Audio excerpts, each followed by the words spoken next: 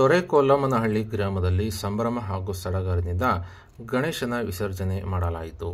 ಇನ್ನು ಸೋಮವಾರ ಮಧ್ಯಾಹ್ನ 1 ಗಂಟೆಗೆ ಚಳ್ಳಕೆರೆ ತಾಲೂಕಿನ ತೊರೆಕೊಲ್ಲಮ್ಮನಹಳ್ಳಿ ಗ್ರಾಮದಲ್ಲಿ ಗಣೇಶ ವಿಸರ್ಜನೆ ಹಮ್ಮಿಕೊಂಡಿದ್ದು, ಈ ಹಿನ್ನೆಲೆ ಅದ್ದೂರಿ ಮೆರವಣಿಗೆ ಮೂಲಕ ಜಾನಪದ ಕಲಾ ತಂಡಗಳೊಂದಿಗೆ ವಿಸರ್ಜನೆ ಮಾಡಲಾಯಿತು.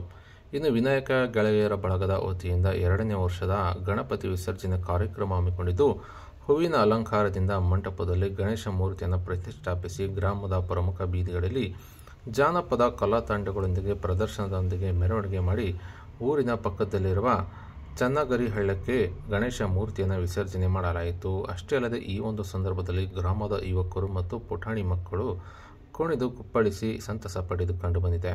ಇನ್ನು ಈ ಸಂದರ್ಭದಲ್ಲಿ ತೊರೆಕೊಲ್ಲಮ್ಮನಹಳ್ಳಿ ವಿನಾಯಕ ಗೆಳೆಯರ ಬಳಗದ ಎಂಟಿ ಮನೋಜ್, ನಂದಕುಮಾರ್, ಅಭಿಷೇಕ್, ಮಹೇಶ್, ಚೇತನ್ ಕುಮಾರ್, ಮೋಹನ್ ಕುಮಾರ್ ಸೇರಿದಂತೆ ತೊರೆಕೊಲ್ಲಮ್ಮನಹಳ್ಳಿ ಗ್ರಾಮದ ಮುಖಂಡರು ಹಾಗೂ ಮಹಿಳೆಯರು ಹಾಜರಿದ್ದರು.